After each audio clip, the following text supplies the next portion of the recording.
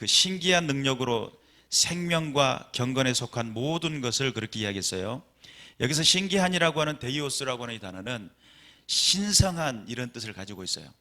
하나님의 거룩이라고 하는 그런 개념이라고도 볼 수 있겠죠.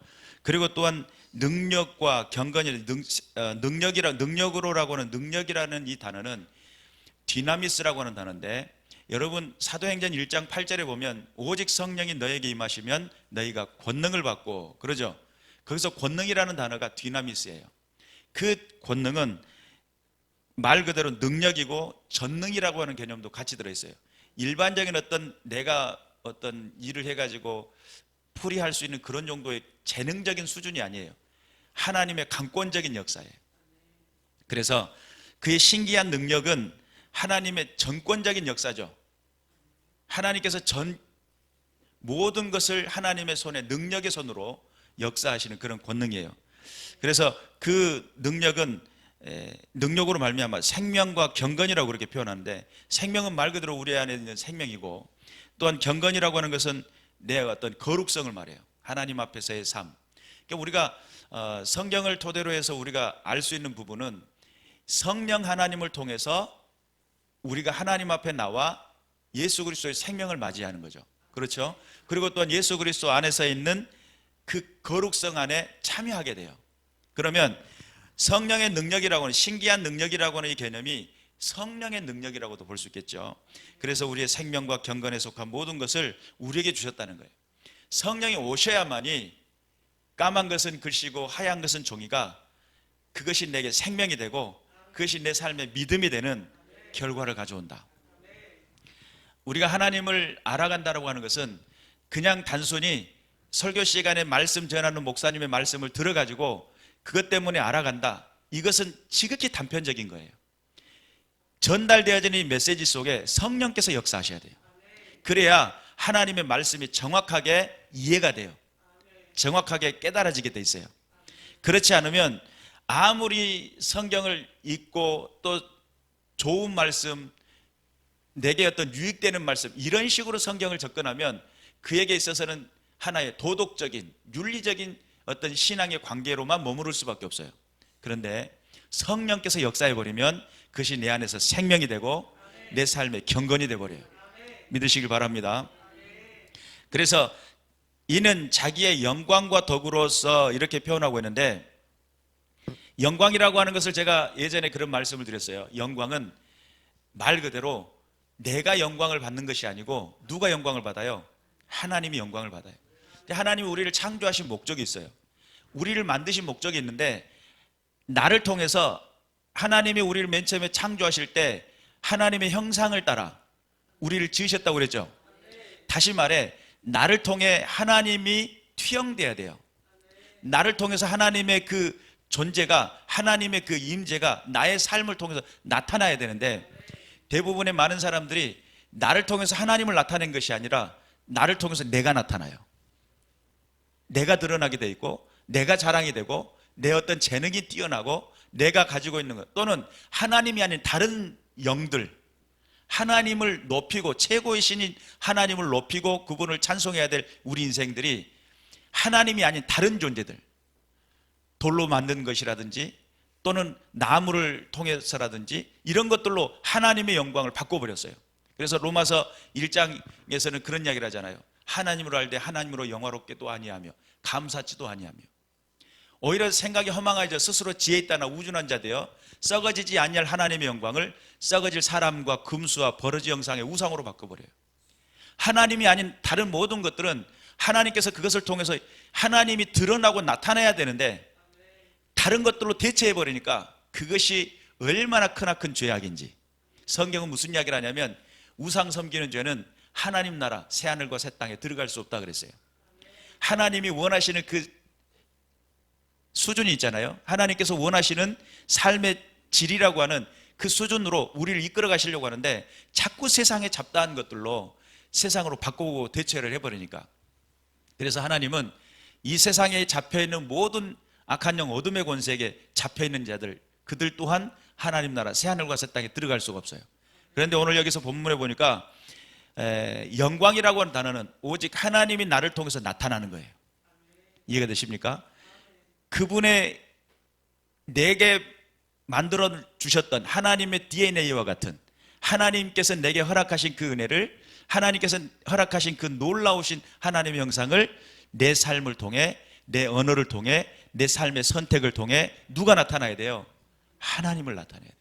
이것이 진정한 하나님을 믿는 믿음의 백성들이 행해야 될 것들이라는 사실을 믿으시길 바랍니다. 그래서 하나님이 경배받고 찬양받는 자리에 그분이 계셔야 돼요. 근데 우리는 그분이, 우리가 찬송해야 되고 경배해야 될 자리에 하나님이 아닌 다른 것들을 갖다 놓으니까 그것이 얼마만큼 크나큰 죄악인지 우리는 깨달아야 될 줄로 믿습니다. 그래서 그런 하나님이 나타나는 것이 영광이에요. 내 삶에, 내 사역에, 내 관계 속에서 누가 나타나야 된다? 하나님께서 나타나야 된다. 하나님이 함께 하신다라고 하는 그런 부분 속에 하나님이 영광 받는 자리, 찬양 받는 자리, 경배 받는 자리에 하나님께서 계시게 되고, 그리고 또한 덕이라고 하는 이 단어는 탁월함이에요. 탁월함. 하나님이 찬송받고 경배 받을 만한 탁월하신 분이에요.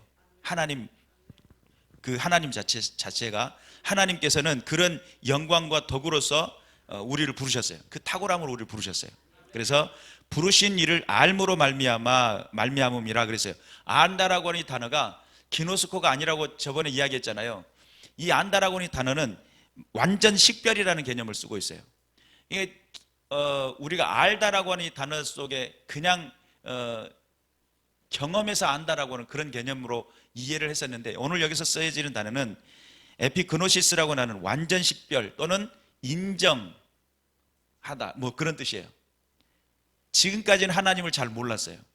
그러면 하나님에 대한 소개를 받고 하나님에 대한 은혜를 알았다고 한다면, 우리가 지금은 세상 가운데 살아가고 세상의 가치 가운데 살아가던 내가 최고의 수준에 계신 하나님의 최고라고 하는 그 개념 속에 우리를 부르셨다는 거예요. 하나님 우리를 부르고 계셔요. 내게로 오라라고 불러요. 근데 그 불렀을 때 그 부름에 응답을 하고 나가야 되는데, 나갈 수 있는 길이 인생으로서는 한계가 있어요. 내가 하나님의 그 부르심을 이해도 못할 뿐만 아니라 하나님 안에서의 삶을 결단하는 것도 어려워요. 그런데 여기서 신기한 능력이라고 하는 성령의 강권적인 디나미스의 강권적인 역사는 우리에게 하나님 앞에 생명과 경건이라고 하는 그 삶으로 속하게 할 뿐만 아니라, 또한 하나님의 영광과 덕에서 부르신 그 부르심을 완전하게 식별을 해요. 그래서 여기서 완전 식별은 중생의 단계를 말해요. 성령을 통해 가지고 내 눈이 막혀있던 내 눈이 열려져요. 그래서 하나님을 인식하게 돼요. 하나님을 인정하게 돼요. 아, 하나님이 이 세상의 만물을 주관하시는 분이시구나. 예. 어느 동네, 그러니까 보면 그 동네에서 역사하는 영이 있어요. 어느 동네에 가면 그 동네를 장악하고 있고, 어느 집에 가면 그 집을 장악하고 있는 영이 있어요. 어느 동네에 가면 그 지역 자체 가운데 흐르고 있는 영이 있어요. 그 동네 정도 수준을 가지고 우리가 논하면 되겠습니까? 우리 하나님 어떤 분이라고요? 온 우주를 창조하시고 모든 만물 가운데 역사하시며 주관자이시라는 거예요. 그러니까 한 지역 정도 수준이 아닌 거예요. 이분은 온 최고의 하나님으로서 그분이 진짜 하나님이시구나 라고 인식해버려요. 완전하게 식별해버려요. 식별하다는 것은 이것은 컵, 이것은 마이크 때, 이렇게 구별하는 거죠. 이분은 하나님, 최고의 하나님. 그러니까 그 최고의 하나님께서 우리를 어디로 부르셨냐는 거예요. 그것을, 그 부르심의 자리가 무엇인지를 분별할 수 있는 것이 저와 여러분의 복입니다. 분별되시기를 주님의 이름으로 축원합니다. 하나님 살아계시죠? 지금도 역사하시죠? 그래서 오늘 4절에 보니까 이로써 보배롭고 지극히 큰 약속이라고 그랬어요. 지극히 큰 약속. 보배롭고 지극히 큰 약속은 말 그대로 보배롭다라고 하는 것은 정말 귀한 그런 것을 말하죠. 가치가 있는 뭐 그런 뜻이죠. 그리고 또한 큰 약속이라고 하는 그 개념 또한 하나님께서 우리에게 정해 놓으신 거예요. 약속은 변함이 없는 거죠. 그러니까 가치가 있는 지극히 큰 약속이에요. 그 약속은 뭘 것 같습니까? 하나님의 나라가 있음을 우리에게 알려주시고, 하나님의 자녀가 되고 하나님의 백성이 되는 그런 약속이에요. 그리고 영원한 하늘 소망을 가지고 나아갈 수 있는 길이 되겠죠. 그래서 이런 큰 하늘 소망을 주신 우리가 지옥 백성이 될 수밖에 없었던 나를 하나님의 천국 백성 삼아주시고, 내가 악한 영 어둠의 권세에게 종로로 살 수밖에 없었던 나를 하나님 안에서 하나님의 거룩한 자녀 삼아주시고, 이 약속이죠. 예수 그리스도의 십자가의 보혈의 은혜는 이러한 약속을 담고 있어요. 그래서 우리를 그 큰 약속 가운데 그 하나님의 자녀됨이라고 하는 것을 주시고 하나님 백성이라고 하는 것을 주셨다는 거예요. 이 약속으로 말미암아 너희가 정욕 때문에 세상에서 썩어질 것을 피하여, 내가 하늘 소망을 가지고 살아가던 내가 이제 과거에는 뭘 했었냐면 썩어질 수밖에 없었던 정욕이라는 거예요. 이 정욕이라고 하는 것은 말 그대로 동경하다, 욕망하다, 갈망하다 이런 뜻이에요. 정욕이라고 하는 것이 예를 들어서 물질이라고 가정하면 물질에 대한 갈망함, 또한 어떤 세상의 어떤 정욕, 어떤 성적인 욕심, 뭐 이런 것들, 내가 썩어질 수밖에 없었던 내 인생 가운데 많은 것들 가운데 과거에는 그런 인생을 살았다는 거예요. 과거에는 썩어질 수밖에 없었던 것을 추구하고 쫓아다녔어요. 그런데 하나님께서 나를 그 지극히 큰 약속 가운데 부르시고 하늘 소망을 주시고 하나님 백성 삼아주시며, 이제는 정욕 때문에 세상에서 썩어질 것 가운데 있지 않고 그것을 피해서 뭐로 우리를 불렀다고요? 신성한 성품에 참여하는 자가 되게 하려 하셨다. 신성한이라고 하는 이 단어는 3절에 봤던 신기한이라는 단어하고 같은 단어예요.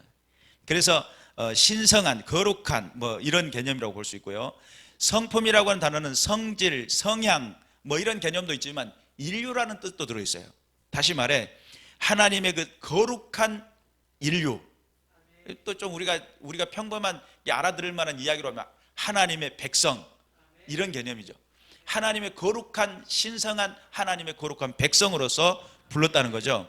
그리고 그것에 참여하는 자가 되게 했다. 이것을 참여하는 자는 코이노노스라고 하는 단어인데 동역자 이런 개념이 들어있어요.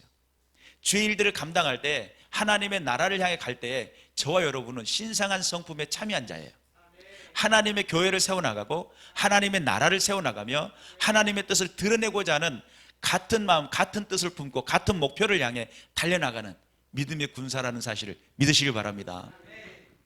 많은 사람들이 예배당에 나와가지고 여러 가지 많은 것들을 구합니다. 어떤 사람은 가정의 문제, 어떤 사람은 또 자녀들의 문제, 어떤 사람은 내 어떤 삶의 문제, 생활적인 문제, 이런 문제들을 가지고 나와요. 그런데 실질적으로 하나님의 거룩한 신의 성품은, 거룩한 하나님의 백성으로서의 부르심은 단순히 생활적인, 삶적인, 관계적인 이런 정도의 수준을 뛰어넘는 수준이에요. 하나님의 수준에서 세상을 바라보게 하시고 하나님께서 부르심의 그 목적을 따라 살아가게 하셔요. 그런 개념이 있다는 사실을 믿으시길 바라고, 내가 세상에 내 가업이 잘 됐으면 좋겠고 내 자녀가 잘 됐으면 좋겠고 이런 건 다 두 번째 문제예요. 가장 첫 번째 문제는 하나님의 그 부르심이 나를 하나님의 거룩한 백성으로 부르셨다, 하나님의 자녀로 부르셨다, 하늘 소망을 두며 살아가도록 부르셨다. 이 부르심 앞에 응답하며 믿음으로 반응할 때는 하나님께서 그 나머지는 채워주십니다. 그래서 가정의 문제, 모든 문제마저도 여러분 자녀가 뭔가를 근심하고 있으면 부모가 알아요, 몰라요? 알잖아요. 아주 크게 아주 그냥 은밀하게 안 보인 듯 하고 시침이 뚝 떼고 그렇게 들어오면 부모가 잘 모를 수도 있겠지만, 그런데 같이 생활을 하다 보면 같은 호흡할 수 있는 그 공간에 같이 있다 보면 그의 근심의 숨소리가 들리잖아요. 그리고 그가 무엇을 지금 보고 있는지 그 상황들을 이해하잖아요. 자녀라고 하는 그 개념은, 부모는 자녀의 부족한 것을 채워주는 것을 낙으로 삼는 게 부모입니다. 근데 하나님은 우리에게 뭐라고 말씀하냐면 너는 내 자녀가 되며 나는 너의 아버지가 되겠다. 얼마나 하나님 도대체 우리가 어떤 존재이길래 하나님의 자녀라고 부를 수 있겠습니까? 내가 어떤 존재이길래 나를 자녀라고 불러주시고 하나님은 나의 아버지가 되시겠다고 그렇게 말씀하십니까? 근데 하나님은 내 인생에 찾아오셔가지고 지금까지 끊임없이 설득하고 반복적으로 내게 다가와서 하시는 말씀이 너는 내 자녀다는 거예요. 그러면 내가 가지고 있는 근심을 아실까요, 모르실까요? 아시겠죠? 무엇 때문에 고민하고 있는지. 그러면 그 근심의 숨소리를 이해한단 말이에요. 근심의 그 눈빛을 이해한단 말이에요. 그 어려운 문제에 봉착하는 것을 내가 굳이 설명하지 않더라도 하나님이신 아버지께서는 내 사정과 형편을 아신단 말이에요. 그 근심에서 벗어나기를 원하고 계시고 그 상황에서 헤어나기를 원하고 계셔요. 그런데 많은 사람들이 하나님과의 더불어의 관계가 온전히 회복되지 않고 근심에 매여 있어요. 염려에 매여 있어요. 어려운 부분에 봉착해 있어요. 그리고는 하나님 아시겠지. 하나님과의 관계가 아버지가 되시고 자녀가 되는 관계가 회복이 되면 자연스럽게 모든 문제를 내가 강구하지 않아도, 내가 하나님 앞에 아뢰지 않아도 나의 사정과 형편을 따라 인도해 가시는 하나님의 놀라운 손을 보게 됩니다. 그런데 하나님과의 나 사이의 관계가 온전히 회복되지 않은 상태 속에 염려만 하고 있어요. 그러다가 어느 날 얻어 터져가지고 아프고 울고 있으면 하나님께서 그때 말씀을 해줘요. 뭐라고 하냐면, 아프냐? 나도 많이 아프다. 이런 말씀을 한단 말이에요. 괴로우냐? 나는 더 괴롭단다. 이런 말씀을 한단 말이에요. 근데 그런 부분들을 잘 이해를 못하니까 하나님과의 나 사이의 관계가 온전히 소통되어 있고 그 안에서 은혜 가운데 깊이 들어가다 보면 내 모든 일상의 일거수일투족은 하나님의 품 안에, 하나님의 보호 아래 안전하게 거하고 있음을 주 앞에 찬송하고 오늘 나의 그 걸음은 믿음의 걸음이 되는 거예요. 행복의 행보가 되는 거예요. 그런데 그런 부분들이 잘 매치가 되지 않으면 하나님의 그 신성에, 그 거룩함에 참여하는 자가 되지 못하는 결과를 가져올 뿐만 아니라, 참여하다라고 하는 이 단어 속에는 동역자라고 그런 개념이 들었다고 그랬죠. 그 일들을 해 나가는 데에 서로 격려가 되고 서로 위로가 되며 서로 협력이 되고 하나님의 그 신의 성품에 나아가는 믿음의 손길들이 된다는 거예요. 그러니까 우리 손에 손잡고 손에 손잡고 뭐 이러면 나가는 거 아니겠습니까? 근데 우리가 그런 개념을 잘 이해하지 못하면 하나님께서 나를 왜 부르셨는지, 하나님이 나를 통해서 어떤 일들을 하기를 원하시는지, 이런 부분들을 잘 이해를 못하면 항상 염려와 근심이라고 하는 그 올무에 걸려가지고 거기서 벗어나지 못하고 있는 그런 모습이 될 수밖에 없다. 여러분, 하나님과 나 사이에 온전한 관계가 회복되시길 바랍니다. 하나님은 나의 아버지가 되시고 나는 그분의 자녀가 되며, 자녀는 부모의 사랑하기로 작정한 열매 아닙니까?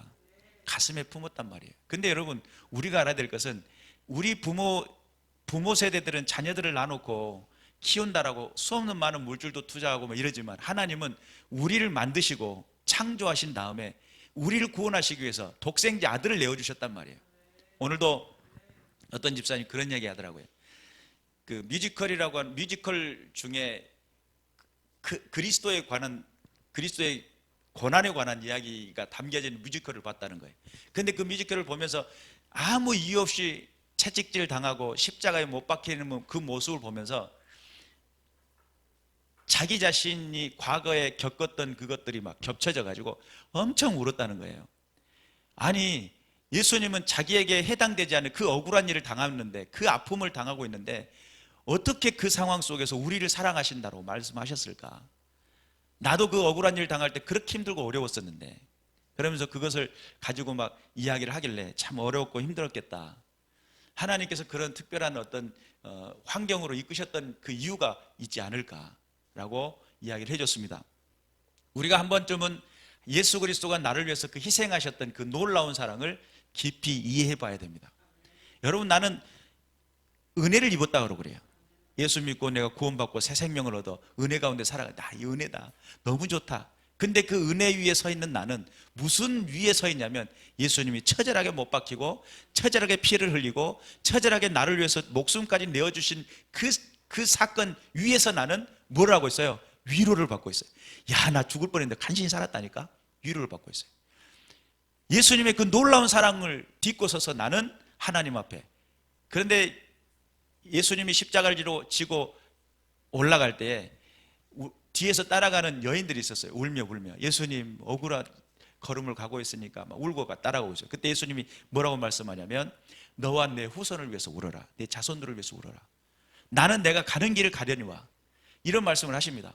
그러니까 우리가 비록 예수님의 십자가와 그 고난 위에 서서 내가 받은 것에 위로를 받고 격려를 받고 내가 하나님 백성 됐다라고 하는 것을, 이것을 감사하고 있는 것이 예수님 얼마나 아팠을까요? 하고 울고 있는 것보다 오히려 더 낫다라고. 하나님 앞에서 내가 온전한 믿음의 결단이 일어나서 주께서 나를 부르시고 축복하시는 그 은혜의 자리가 이게 가치 없는 그런 것들로 떨어지지 않도록 철저하게 내 은혜가 정말 능력이 되게끔, 디나미스라고 하는 강력한 내 삶의 모든 가치 기준을, 내 세계관을 바꿔버리는, 이 모든 세계관, 내가 가지고 있는 모든 우선순위, 모든 것들을 바꿔버리는 그런 은혜와 능력이 주 예수 그리스도의 말씀 안에, 또한 성령의 은혜 가운데, 거룩하신 하나님의 권능 가운데 역사되어지시기를 주님의 이름으로 축원합니다. 그래서 우리가 가는 그 모든 상황과 모든 조건들 속에 하나님 살아계심을 자랑하고 하나님 앞에 영광을 돌려드리고 주의 뜻을 드러내는 믿음의 군사들 되셔서 마지막까지 낙오하는 사람이 없고, 내 생활풀이 하려고 예배당에 나오는 그런 정도의 수준이 아니라 거룩한 하나님의 신성에 참여하며 거룩한 인류가 되어 하나님의 거룩한 나라와 백성이 되어 하나님 안에 들어갈 수 있는 믿음의 군사들 되시길 주님의 이름으로 축원합니다. 기도하겠습니다.